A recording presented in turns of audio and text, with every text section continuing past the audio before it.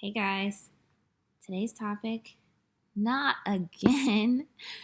Okay, so this topic is all about relationships, toxic relationships in particular, because we all have them. We've all been through them. We've all been the toxic person or been the recipient of the toxic person in a relationship. So, this is the topic that I feel like everyone can relate to on some kind of level. And if you feel like, you have been the toxic person, this is a video for you too, because this isn't just for people who have been in toxic relationships. This is for people who maybe were the toxic person in a relationship. And it's good to recognize that.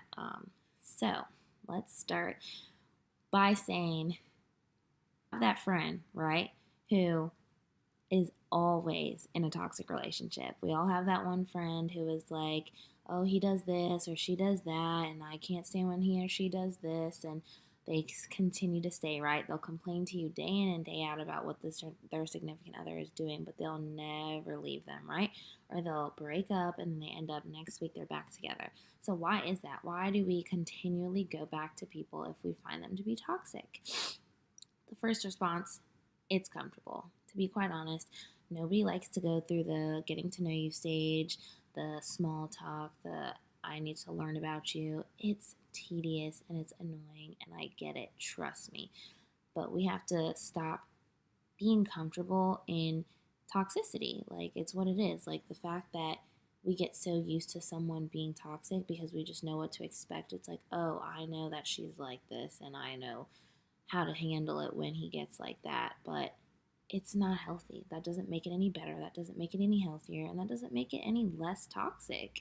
It just means that you're so used to toxicity that you'd rather deal with it than try something new because it's unfamiliar.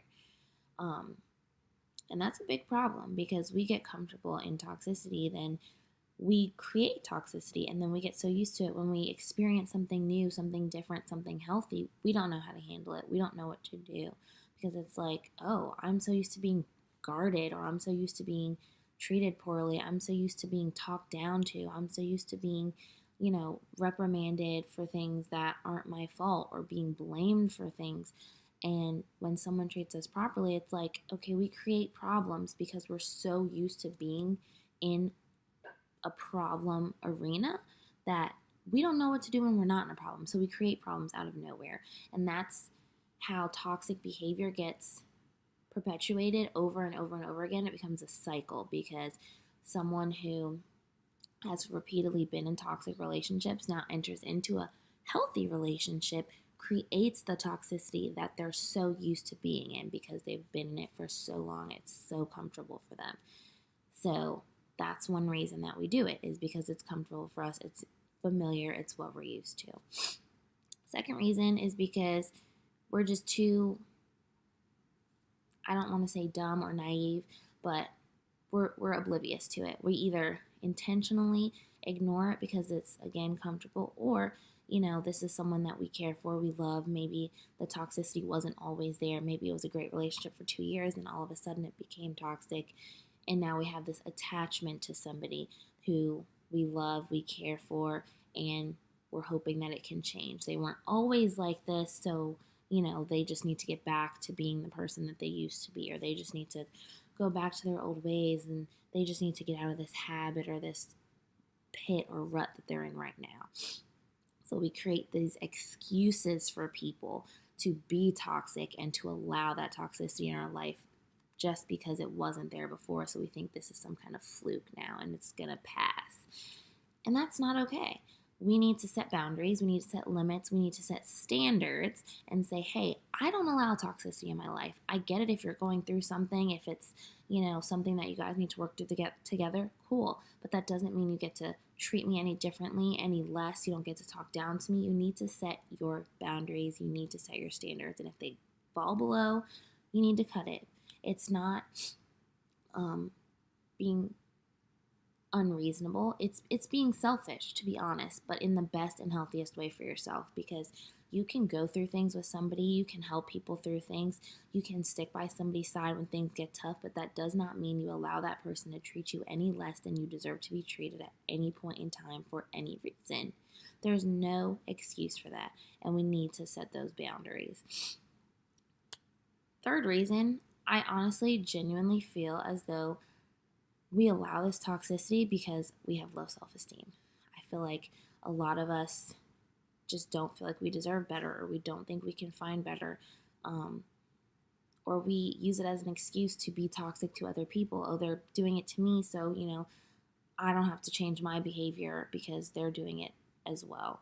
Um, and that's a really bad thing, because then that's a doubly toxic relationship. Both of you are toxic to each other. And again, that creates and perpetuates such a unhealthy way of being that we really need to be aware of. So if you're just staying with somebody because you don't want to be held accountable for your own actions, so you're not going to hold them accountable for theirs, that's not a good thing, guys. So I just feel like we really need to set boundaries. We need to set standards, and don't allow this toxicity in your life. Know that you deserve better. Know that you need to treat people better if you're the person being perpetuating the toxicity, and cut it off right from the beginning. Um, so I really think that we need to be more aware and more accountable of what we're doing, what we're saying. The whole, golden rule, treat others how you want to be treated, is really the epitome, the foundation of all relationships. You want to be treated with respect, with kindness, with compassion, with care. You need to treat people that way as well. It's not just a one-way street. You need to demand that. You don't get to say, oh, on a good day, this is how I want to be treated. No, it's a good day, it's a bad day, it's a upside down, backwards day, whatever day it is. You have to have standards and say, if it falls below, then that's something that I can no longer pursue, and that's a situation that I no longer can put myself in. And you need to stick by that. And if that standard is fallen below and you say, okay, well, next time if it happens, and then I'll really cut it, then no, that's allowing that person to continue doing something that you already supposedly set a standard for. And now you've set a standard that, oh, well, it's not really a standard because it's only going to be followed through with every other time, or it's only going to be followed through with if it's so bad, or whatever the case may be. Like, you need to set a standard and stick with it. So yeah, I really just think that we have the potential to be in really healthy, really beneficial, mutually beneficial relationships if we can set standards, stick to them, and not allow toxicity on either side.